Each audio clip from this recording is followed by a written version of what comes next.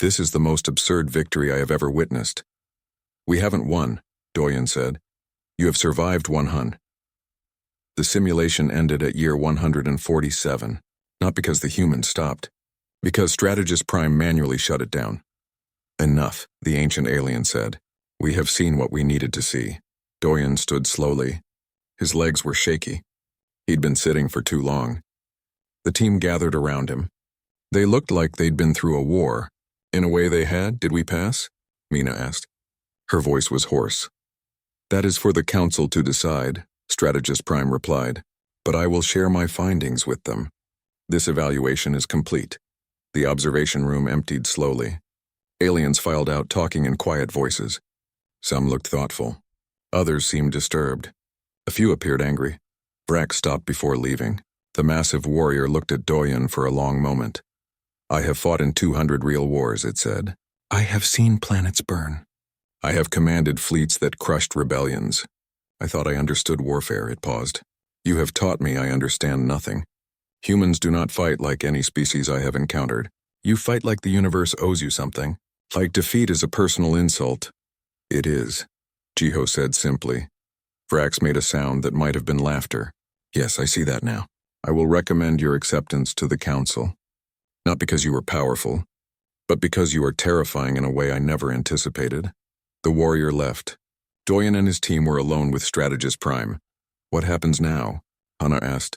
Now we wait, Strategist Prime said. The council will meet in 3 days to discuss your petition. I suggest you rest. You look like you need it. They did rest. For 2 full days the team slept. 8 recovered. They didn't talk about the simulation. They didn't need to. On the 3rd day they returned to the council chamber. It was even more crowded than before. Every seat was filled. Aliens stood in the back. Some floated near the ceiling. Word had spread about what happened. Doyen took his place on the platform. His team stood behind him. They wore clean uniforms now. They looked presentable, professional. But everyone in that room knew what they'd done. What they'd survived. Strategist Prime spoke first. Its voice carried through the vast chamber. The council called us here to evaluate the human petition for military alliance status. The humans were asked to participate in the 1,000-year war game. The longest any species has survived this simulation is 25 years. The humans survived 147 years before we terminated the test. Murmurs filled the chamber. Not mocking this time. Something else. Uncertainty. Concern. Furthermore, Strategist Prime continued. The simulation AI filed an official complaint. It stated that human defenders refused to acknowledge mathematical defeat and continued operating outside predictable parameters. In 10,000 years of the war game's existence, no participant has ever caused the simulation to request arbitration. Resonance 7 floated forward. I have analyzed the human tactical decisions. I have created 1 million models attempting to predict their behavior. Every model failed. The humans did not follow optimal strategies. They did not make logical decisions. Yet they survived. The crystalline being pulsed with frustrated light. I cannot calculate how they did this. The mathematics do not support their success. Yet they succeeded anyway. This troubles me deeply, a new voice spoke. It came from an alien Doyen hadn't seen before, something that looked like living shadow. I am Shadow of Thought representing the Hainari collective. We are a prey species. We survived predation through superior technology and careful strategy. We understand what it means to be underestimated. The shadow moved closer. I reviewed the human performance. What I saw was not military brilliance.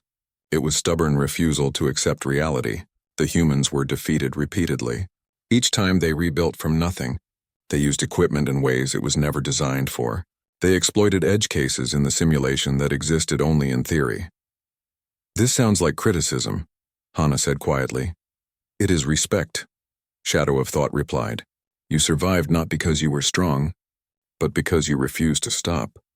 That is more dangerous than strength. Strength can be measured, calculated, countered. Stubbornness cannot. Another alien stood. This one was small, barely visible in its seat. I am keeper of records. I maintain the war game database. In its entire history, 17 species have attempted it. Only 8 passed the 20-year threshold. The Vren hold the official record at 25 years.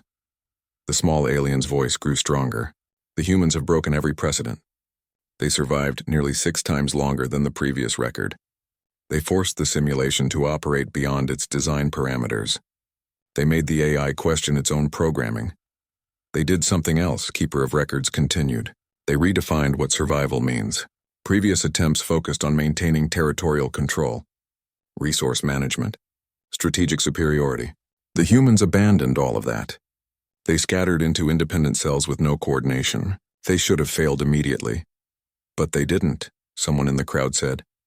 No, because they weren't trying to win in the traditional sense. They were trying to make the invasion force regret attacking them, to make every day cost more than it was worth, to be too annoying to fully eliminate. Keeper of Records looked directly at Doyen. This is not how wars are fought. This is how survivors operate. And survivors are far more dangerous than warriors. Vrex stood. The massive warrior's presence commanded attention. I opposed the human petition. I believed they were primitive, weak, not ready for alliance status. Its many eyes swept across the chamber. I was wrong. The humans are not strong, Vrax continued. They are not technologically advanced. They are not superior fighters, but they have something we have forgotten, something most species abandon once they become powerful. What is that? Someone asked. Desperation. Creative desperation.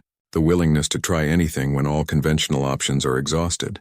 The humans made weapons from mining equipment, armor from plants, communication systems from weather satellites. They did these things not because they were optimal solutions, but because they had no other choice. Vrax's voice grew quieter, more thoughtful. We, the powerful species, have become dependent on our advantages. Superior technology, perfect strategies, overwhelming force. We have forgotten how to fight when those advantages are taken away. The humans never had those advantages, so they learned to fight without them. That is their weapon, Vrax concluded. Not spite and improvisation as separate concepts, but spite-driven improvisation. The aggressive, creative refusal to accept defeat. And I have no counter for it. Strategist Prime spoke again. The council must vote. But before we do, the humans should speak. Commander Kim, you answered our question weeks ago. You said your species' deadliest weapon was spite and improvisation. Do you still stand by that answer? Doyen stepped forward. He looked up at the hundreds of aliens watching him. He thought about the simulation, about his team, about humanity. Yes, he said simply. But I should clarify what I mean. Please do, Strategist Prime said. Spite isn't just anger or stubbornness. It's refusing to accept the verdict others place on you. When someone says you're not good enough, spite says, watch me try anyway. When the universe says you can't do something, spite says, I'll find a way or make one. Doyun's voice grew stronger. And improvisation isn't just making things up. It's looking at what you have, not what you wish you had, and asking, what can I do with this? It's seeing possibilities where others see junk. It's combining things that shouldn't work and making them work through sheer determination. Together, spite and improvisation create something unique to humanity. We don't accept limitations. We don't acknowledge impossible. When we're pushed into a corner with no resources and no hope, we don't surrender. We get creative. We get stubborn. We build solutions from nothing and keep fighting until we win, or until the universe itself gets tired of dealing with us. He paused. That's what happened in the simulation. We didn't win through superior tactics. We won by being too annoying to defeat. By making every day cost more than we were worth. By refusing to acknowledge we were beaten even when the mathematics said we were. And in a real war? Resonance 7 asked. Would this strategy work? I don't know, Doyen admitted. But I know this. If humanity ever faces an existential threat, if someone tries to destroy us completely, they'll learn what spite and improvisation really mean. They'll learn that humans don't fight fair when our survival is at stake. We'll use every trick, every advantage, every desperate measure we can invent. We'll turn our own disadvantages into weapons, Hana added, stepping forward. We'll make them regret attacking us. Not because we're strong, but because we'll never ever stop making their lives difficult. That's the thing about humans, Mina said. Tell us we can't do something, and we'll spend years proving you wrong just out of spite. Imagine what we'd do if the stakes were actual survival. Taiho grinned. We'd probably do something really stupid that somehow works. That's kind of our specialty. The chamber was silent for a long moment. Then Strategist Prime spoke. The council will vote. All in favor of granting humanity full military alliance status? Lights began appearing across the chamber. Green lights. Hundreds of them. More and more. Doyen watched in disp. Year 105. Something changed. The simulation started acting strange. Glitches appeared in the displays. Small ones at first. A resource counter flickering. A map section updating twice. Nothing major. Then the invasion AI did something unprecedented. It sent a message, not to the human colony in the simulation, to the operators outside it.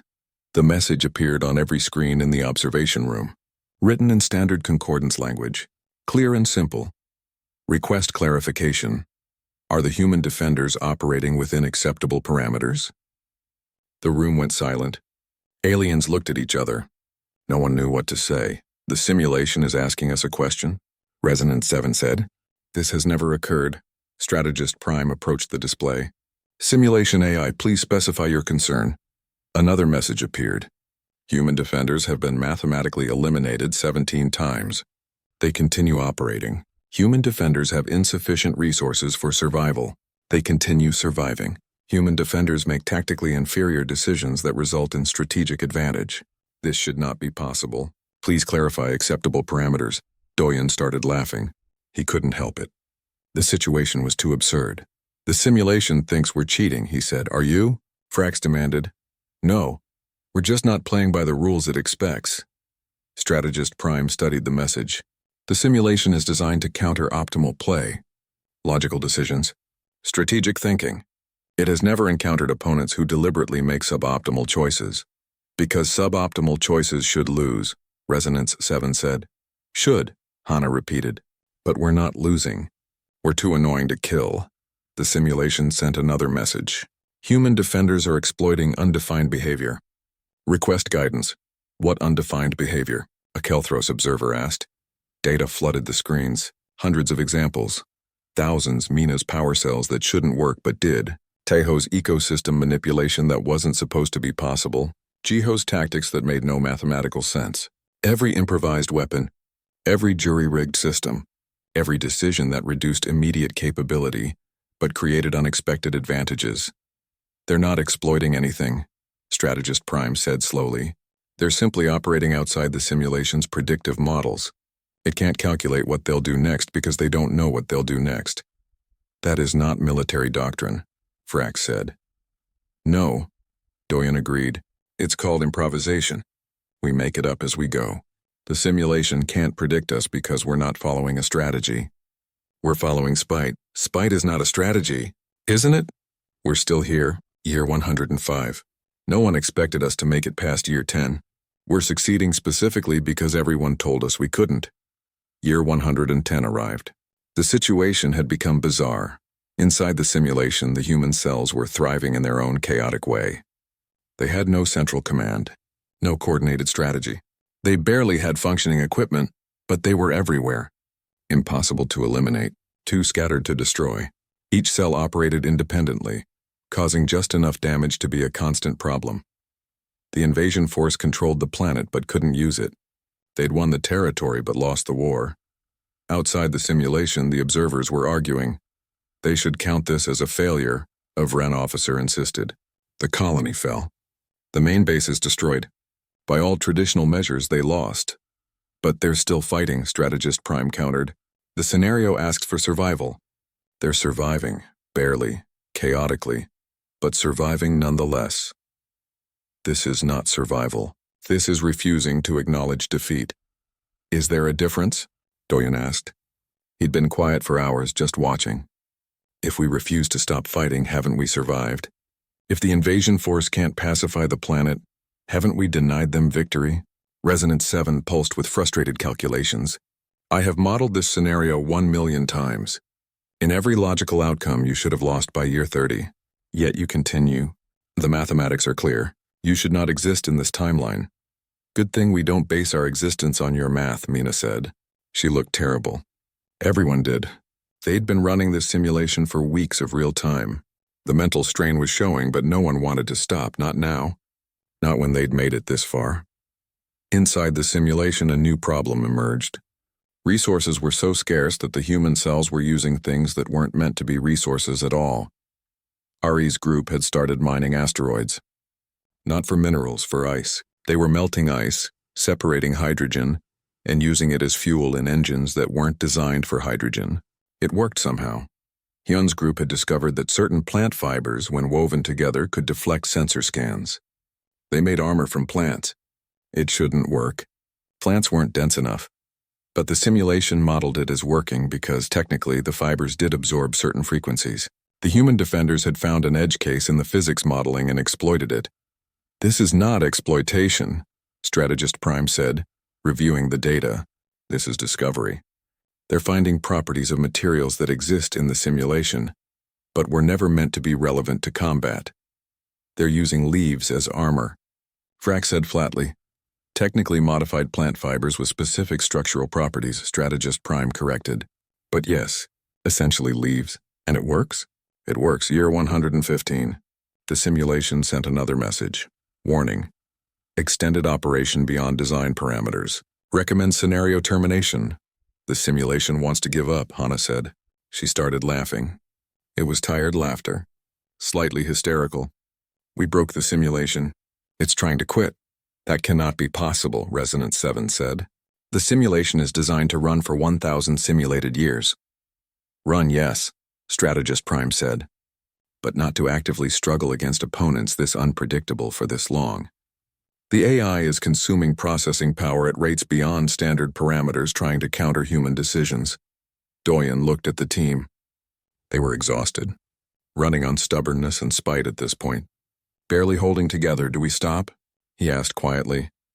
Jiho looked up from his displays. His eyes were red. He'd been awake for almost 40 hours straight. Are you kidding? We're winning. We're barely surviving. Same thing, Jiho grinned. Besides, they told us we couldn't make it past 25 years. We're at 115. I want to see how far we can push this. Mina nodded. I've got at least 5 more impossible weapons I want to try. I'm thinking about using our remaining water supply as a kinetic weapon. That makes no sense, a Telmorian engineer said. I know, Mina replied happily. That's what makes it perfect. Taiho had been studying the simulation's ecosystem models. I found a butterfly species that migrates in predictable patterns. If I can alter their migration routes, I can create living sensor networks. The invasion force won't scan for butterflies. You cannot weaponize butterflies, Vrax said. Watch me. The simulation continued. Year 120. The invasion force was running minimal operations now, just enough to maintain territorial control. It had given up trying to eliminate the human resistance. In practical terms, this was a human victory. The invasion had achieved nothing. The cost exceeded any possible gain, but officially the humans were still losing. They controlled no territory. They had no functioning government.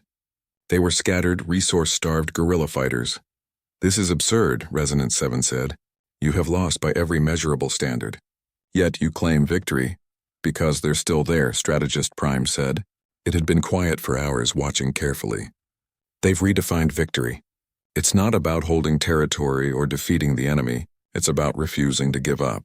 About surviving one more day out of sheer spite. That is not a military strategy. No, Strategist Prime agreed. It's a human strategy, and we have no counter for it. Year 125. Doyen made a decision. We're going to push the offensive, he said. Everyone stared at him. We have no resources, Hana said. No central base. No coordinated forces. How can we push an offensive? That's the point. They think we're finished. They're in maintenance mode.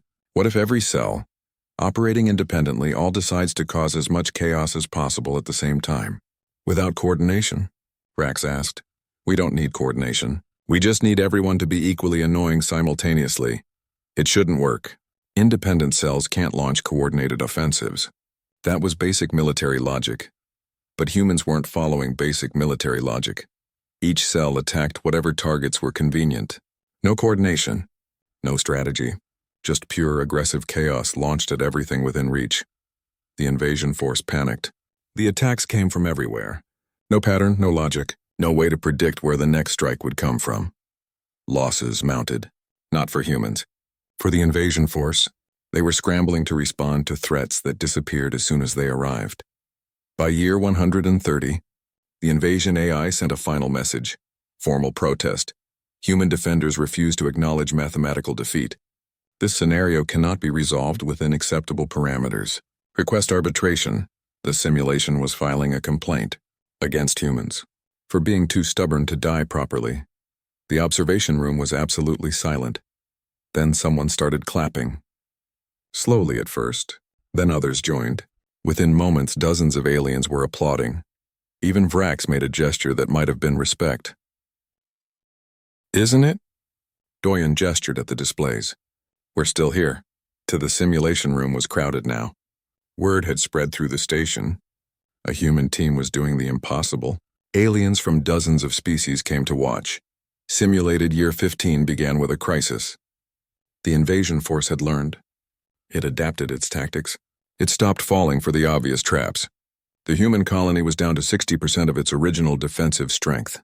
They should collapse within 2 simulated months, Resonance 7 calculated.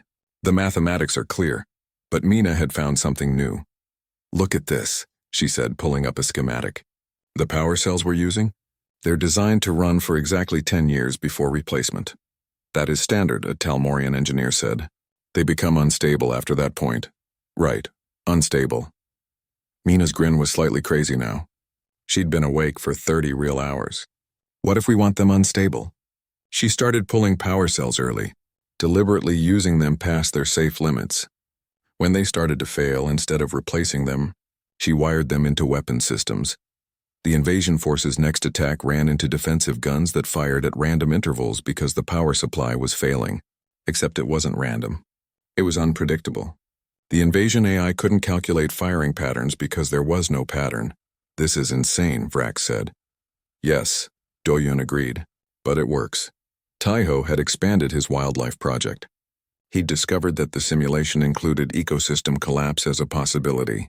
If predator populations grew too large, they'd migrate to new territories. He started feeding the predators, creating breeding grounds, encouraging population growth.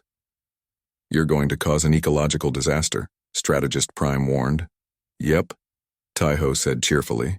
In about 3 simulated years, this entire continent will be overrun with aggressive predators, including the areas where the invasion force wants to establish bases. That will also affect your colony. Sure, so we'll move. Taiho shrugged. We're good at moving. Jiho's tactics had evolved beyond chaotic into something that looked like madness. He was using a strategy he called aggressive retreating. He'd fortify a position, wait for the enemy to commit forces to attacking it, then abandon it at the last second.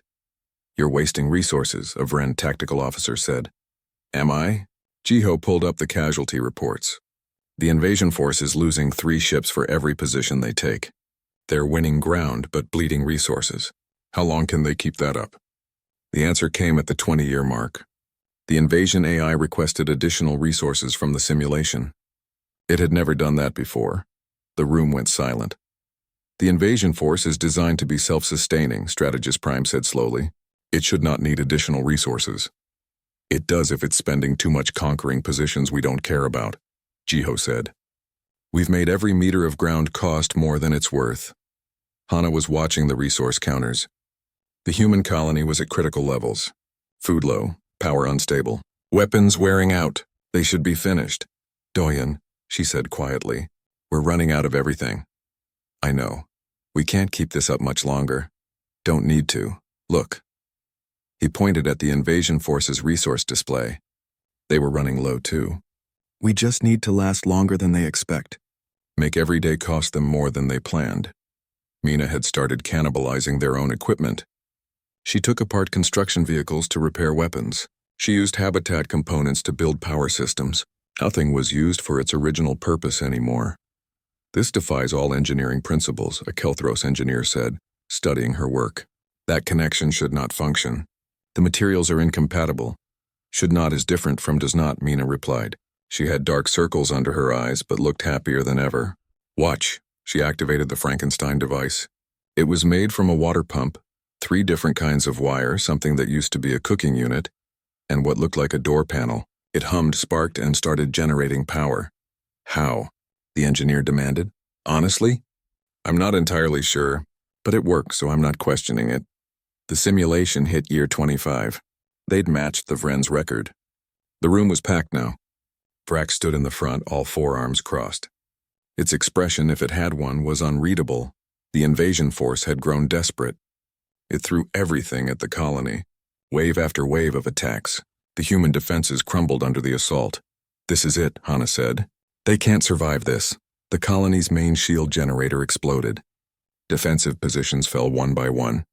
The invasion force pushed forward, sensing victory. Then Taiho's ecological disaster arrived. 3 years of careful predator breeding paid off. Thousands of aggressive creatures, driven from their territories by overpopulation, swept across the continent. They attacked the invasion force's supply lines. They destroyed forward bases. They created chaos that no military strategy could account for. He weaponized ecosystem collapse, Strategist Prime said. There was something like respect in its voice. "This has never been attempted." "Because it's crazy," Resonance 7 said. "Yes," Strategist Prime agreed. "But effective." Year 30 arrived. Then 35. The observers had stopped making predictions. Every calculation said the humans should have lost by now. But they were still there. Jiho was running operations from a cave now. The main base had fallen. They'd scattered into small groups across the planet. It should have been the end. Instead, each group operated independently, causing havoc wherever they went. They had no communication, no central command. They couldn't coordinate, but they didn't need to. Each team knew the mission: survive and make the enemy's life difficult. That was enough. "This is not military doctrine," Vrax said. Its voice had changed. Less arrogant. More thoughtful. "This is insurgency. Is there a difference?" Doyen asked. "We're still fighting." Group 3, led by someone named Airy Song, had built a new kind of explosive from fertilizer and random chemicals. It shouldn't work. The compounds weren't meant to be combined. It worked anyway. Group 7, under Hyun Kwan, had established a communication system using the planet's magnetic field and some reprogrammed weather satellites. It was slow, unreliable, and frequently broke down. But it worked just enough. Each group improvised. Each group adapted. Each group refused to give up, even when giving up made sense. Year 40 came. The invasion AI was struggling. It controlled most of the planet geographically, but it couldn't pacify any of it. Human cells kept popping up, causing damage, disappearing before retaliation could arrive. "This is unsustainable for them," Mina said. She was with Group 5, operating from a series of caves in a mountain range. "They're spending more resources hunting us than this planet is worth. So they'll give up?" Someone asked. "No, but they'll slow down. Conserve resources." "Wait us out," Mina grinned. "Which means we've won the war of attrition. Now we just have to not die." Year 50. The simulation had never gone this long. The invasion force held the planet but couldn't use it. The human resistance had no central command but couldn't be eliminated. It was stalemate. But stalemate meant the humans hadn't lost. Vrax approached Doyen. The massive alien looked different somehow. "Less certain." "How are you doing this?" it asked. "The mathematics say you should have fallen at year 25. Yet you continue. Explain." Doyen thought about it. "We're not trying to win anymore. We're just trying to not lose. Every day we survive is a victory. Every resource the invasion force wastes on us is a success. That is not a strategy, isn't it? The goal was survival. We're surviving. Maybe not well. Maybe not pretty. But we're still here." Resonance 7 floated over. "I have reviewed all tactical decisions made by your team. 47% of them reduced your immediate defensive capability. Yet 73% of those decisions led to long-term strategic advantages. This should not be possible." "Why not?" Hana asked. She joined Doyen in the command center. "Because short-term losses should create long-term weakness. That is basic mathematical progression." "Maybe for a logical approach," Hana said. "But we're not being logical. We're being spiteful. Every time the simulation says we should do something, we consider doing the opposite just to see what happens. That is chaos." "Yes," Hana agreed. "But controlled chaos. We're not random, we're unpredictable." There's a difference. Year 60 arrived. Mina had invented a power source that ran on something no one could identify. When asked what fueled it, she said, "Honestly, I think it's just mad at the universe and running on pure stubbornness. It shouldn't exist. It violated known physics. But in the simulation, With its complex modeling, impossible things became possible if you pushed hard enough. Year 70, Tejo had convinced local plant life to grow in patterns that disrupted the invasion force's sensors. He'd done it by playing with soil composition and irrigation in ways that made no sense. You cannot domesticate plants through random, environmental changes, a botanist observer said. I'm not domesticating them, Tejo replied. I'm just irritating them in specific ways until they grow weird. The fact that weird means blocks enemy sensors is just luck. That is not science. No, Tejo agreed. It's spite-based agriculture. I'm annoying plants until they accidentally help us. Year 80. Jiho was still alive, still fighting, still making decisions that baffled everyone. He'd lost 4 bases, rebuilt from nothing 6 times, and had a running casualty rate. 6 weeks passed. Doyen spent them training a team. He picked people carefully. Not the best soldiers or the smartest engineers. He picked people who got stubborn when someone told them no. People who looked at broken things and saw possibilities instead of trash. Captain Jiho Yoon was a pilot who had once landed a damaged ship using only thruster bursts and prayer. When asked how he did it, he said, "The manual said it was impossible, so I didn't read that part." Engineer Mina Choi had built a working water recycler from spare parts on a colony that was supposed to die of thirst. She used pieces from 3 different systems that weren't meant to work together. When asked if it was safe, she shrugged and said, "Probably. But we were dying anyway, so why not try?" Tejo Seo was a systems expert who had once hacked an alien computer by throwing random code at it, until something worked. It took him 40 hours straight. He never gave up because, in his words, that computer was being smug about it. These were Doyen's people. These were the ones who would understand. The message came on a Tuesday morning. It was from Strategist Prime of the Kelthros. Commander Kim, the Council has discussed your petition. While we maintain our rejection, we recognize that dismissing a species entirely is against concordance principles. We offer you one chance to prove your worth. Will you accept? Doyen read it 3 times. Then he smiled that smile again. It's a trap, Hana said. She stood beside his desk, reading over his shoulder. They want to humiliate us further. Probably, Doyen agreed. Accept the offer anyway. 2 days later, they arrived at the Kelthros Proving Grounds. It was an entire artificial star system. 3 planets, 2 asteroid fields, and countless satellites. All of it designed to test military capabilities. Strategist Prime met them on the command station. Its scales caught the light in strange ways. Its eyes watched everything. Welcome, it said. We will explain your task. It is called the 1,000-Year War Game. It has been played by every major species. None have succeeded. A hologram appeared showing a planet. It looked harsh, rocky, few resources visible. You will defend this colony, Strategist Prime continued. It has limited resources, basic technology, no outside support. An invasion force will attack. This force grows stronger over time, learning from each encounter. The goal is survival. For how long? Jiho asked. The longest any species has survived is 25 simulated years. The Vren held for 23. The Talmorians for 20. Most species fall within 5 years. What's our win condition? Mina asked. There is no win condition, only survival. Prove you can last longer than expected and the Council will reconsider your petition. Fail quickly, and humanity will be banned from petitioning again for 1,000 years. Doyen looked at his team. Jiho was grinning like this was the best news ever. Mina was already calculating in her head, fingers twitching. Tejo looked annoyed, which was his version of excited. We accept, Doyen said. They were given a week to study the scenario. The simulation was detailed. Every resource tracked. Every weapon system modeled. Every tactical option mapped. The aliens watching them expected the humans to study the optimal strategies, to find the best defensive positions, to calculate resource distribution down to the last percentage point. Instead, Doyen's team did something else. This defensive position here, Jiho said, pointing to a mountain valley. The simulation says it's worthless. Not enough sight lines. Hard to supply. Why? Because it is worthless, said a Talmorian observer. Any competent force would bypass it. Right, Jiho said. So we'll fortify it heavily. That makes no tactical sense, the observer said. Exactly, Jiho grinned. Mina was looking at the equipment list.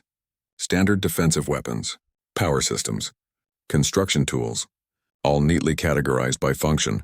Can we modify the equipment? She asked. Modify? Strategist Prime asked. In what way? Use it for things it wasn't designed for. The simulation allows creative tactics within equipment parameters, but the equipment functions as designed. A mining laser is a mining laser? Right, Mina said. A mining laser. She smiled. The simulation day arrived. Dozens of aliens gathered to watch. Vrax was there, all 6 legs crossed in a posture that suggested boredom. Resonance 7 floated nearby, its crystalline form pulsing with calculations. Begin, Strategist Prime announced. The simulation started. The human colony appeared on the displays. Small, vulnerable. The invasion force was already gathering at the edge of the system. Standard procedure was to establish a defensive perimeter immediately. Fortify the main settlement. Prepare for siege. The human team ignored all of that. Tejo, can you make the power grid unstable? Jiho asked. I can make it very unstable. Why? Because I want to see what happens if we overload it in sections. Controlled failures. That will damage infrastructure, a Vren observer said. It serves no purpose. Sure it does, Jiho replied. It'll be unpredictable. The invasion AI will see a struggling colony and maybe underestimate us. Within the first simulated day, the human colony looked like it was falling apart. Power fluctuated wildly. Defensive positions were placed in tactically stupid locations. Resources were distributed in ways that made no sense. The observers were confused. Was this incompetence or strategy? Mina was in the engineering bay looking at a mining laser. In the simulation, she could manipulate it, test it, break it if needed. What happens if I reverse the power flow? She muttered. The laser will cease to function, a mechanical voice said. The simulation's AI helper. Right, but what happens to the energy? It will cause a cascade failure in the power cell.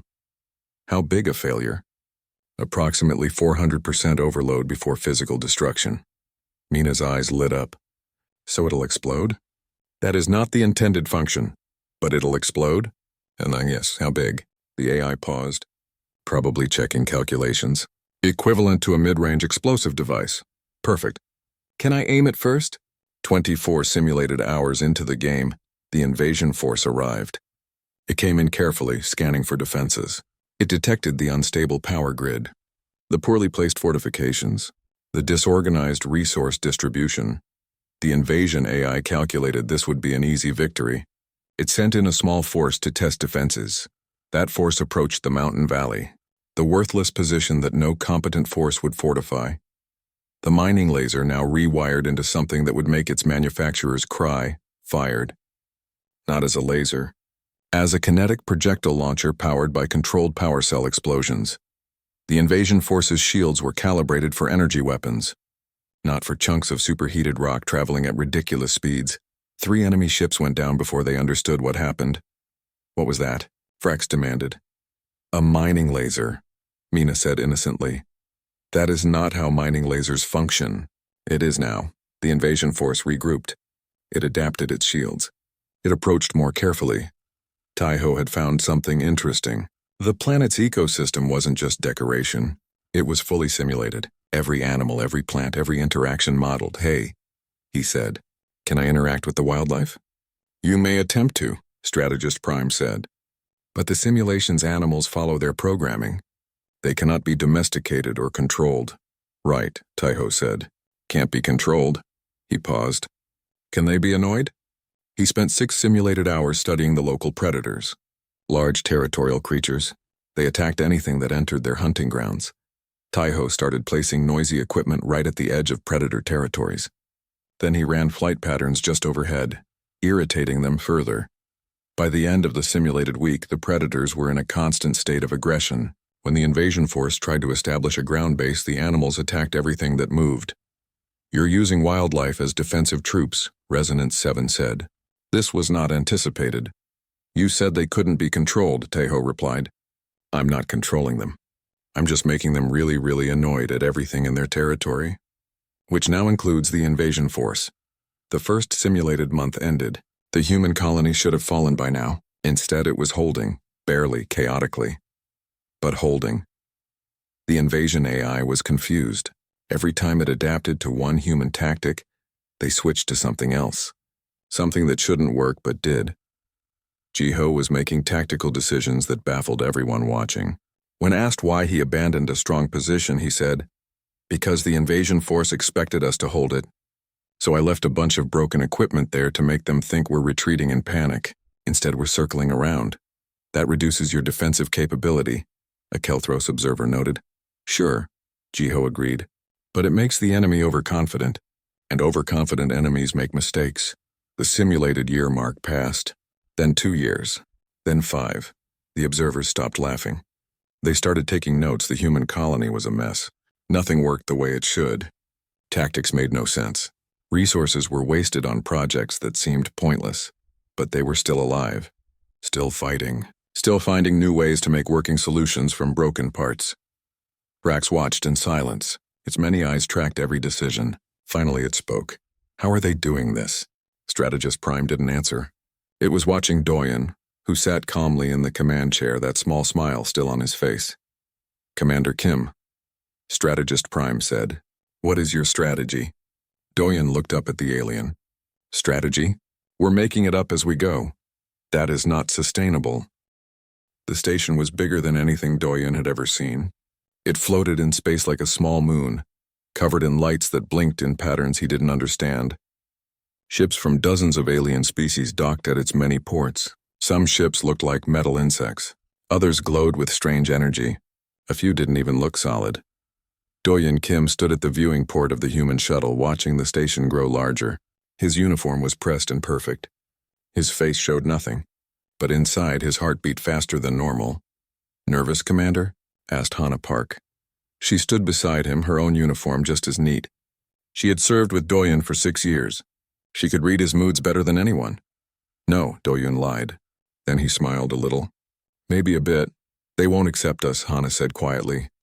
"You know that, right? We're too new, too primitive in their eyes?" "Probably," Doyen agreed. "But we have to try." The shuttle docked with a soft thump. The door opened with a hiss. Cool processed air rushed in. It smelled like metal and something else. Something alien. A guide waited for them. It looked like a floating ball of blue light. When it spoke, the words appeared in Doyen's translator implant right in his mind. "Welcome, human delegation. Follow me to the council chamber." They walked through corridors that curved in impossible ways. Gravity shifted underfoot. Other aliens passed them. Some were huge and covered in armor. Others were small and floated. A few looked almost human, but their eyes were wrong. Too many colors. Too much knowledge behind them. The council chamber was massive. The ceiling disappeared into darkness high above. Seats rose in circles, tier after tier, surrounding a small platform in the center. Hundreds of aliens sat in those seats. They all turned to look as Doyen entered. He felt very small. "The human delegation may approach," a voice boomed. It came from everywhere and nowhere. Doyen walked to the platform. Hannah followed 3 steps behind. The lights focused on them. Every eye in the chamber watched. "Humans," the voice said. "You petition for full military alliance status within the Concordance. Is this correct?" "Yes," Doyen said. His voice sounded steady. "Good. You have been part of our community for 80 of your years. This is very short. Most species wait at least 500 years before such petitions." "We understand," Doyen replied. "But we believe we can contribute now." A sound filled the chamber. It took Doyen a moment to recognize it. Laughter. Some aliens were laughing at him. A massive figure stood from one of the high seats. It had 6 legs and 4 arms. Its body was covered in black armor that looked grown, not made. Its face had too many eyes and mandibles that clicked when it spoke. "I am Vrax, High Commander of the Vren Empire," it said. "We are the finest warriors in the Concordance. We have crushed rebellion on 1,000 worlds. We command fleets that can break planets." Vrax's many eyes focused on Doyen. "And you, little human, think you belong among us? Your species still fights with chemical propellants. You have explored barely a fraction of your own star system before we found you. What makes you think you are ready?" Doyen kept his face calm. "We may be young, but we are capable." Another alien stood. This one looked like living crystal glowing from within.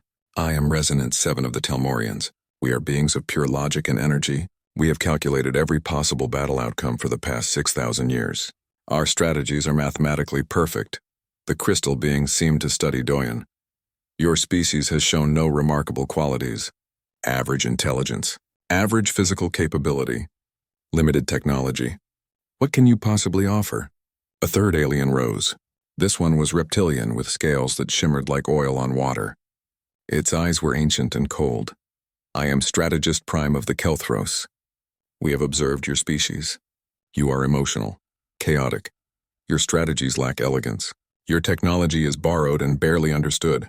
You are children playing at war. More laughter echoed in the chamber. However, Strategist Prime continued, tradition demands we ask the question. It has been asked of every species that seeks alliance status. What is your species' deadliest weapon? The chamber went silent. This was the moment. Every species had to answer this question. Doyen had watched the recordings. The Vren had demonstrated their quantum disruptors, weapons that could phase through any shield. The Talmorians had shown their reality anchors, devices that could freeze time itself in small areas. The Kelthros had revealed their gene-coded viruses that could wipe out specific species while leaving others untouched. Each species brought their most terrifying weapon. Each one tried to prove they were too dangerous to ignore. Hana touched his arm lightly. A warning? A question. Are you sure? Doyen looked up at the hundreds of aliens watching him. He thought about Earth, about humanity, about every time someone had told his species they couldn't do something. He thought about the scientists who had cracked faster-than-light travel in 15 years after being told it would take a century. About the engineers who had built colonies on Mars with equipment that wasn't good enough.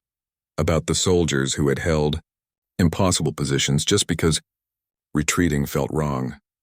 He thought about what made humans different. It wasn't technology. It wasn't physical strength. It was something else. Something these advanced species with their perfect logic and ancient wisdom had forgotten or never known. Doyen smiled.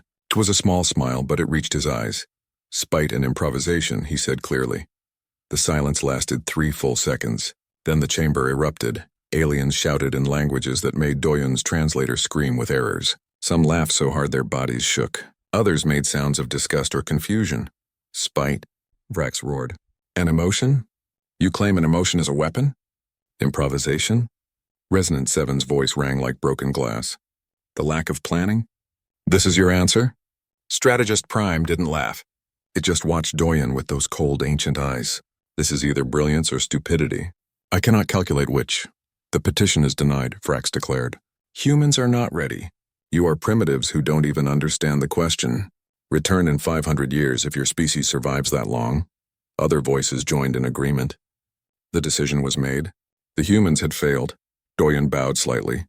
Thank you for your time, he said politely. He turned and walked away from the platform. Hana followed. Neither of them looked back at the laughing aliens, only when they were in the corridor outside did Hana speak. You knew they'd reject us. Yes. You wanted them to laugh at that. Answer? Yes. Hana studied his face. That smile was still there. Small and quiet and dangerous. Why? She asked. Doyen looked at her. Because now they've made a mistake. They've dismissed us. They think we're harmless and stupid. And when they realize what spite and improvisation actually mean, it'll be too late. Too late for what? Too late to take it back, Doyen said. His smile grew wider. They just challenged humanity to prove them wrong. They have no idea what they've done. Hana felt a chill run down her spine. She had seen that expression before, right before Doyen did something impossible just to prove he could. They're going to regret this, aren't they? She said. Oh yes, Doyen replied. Yes, they are.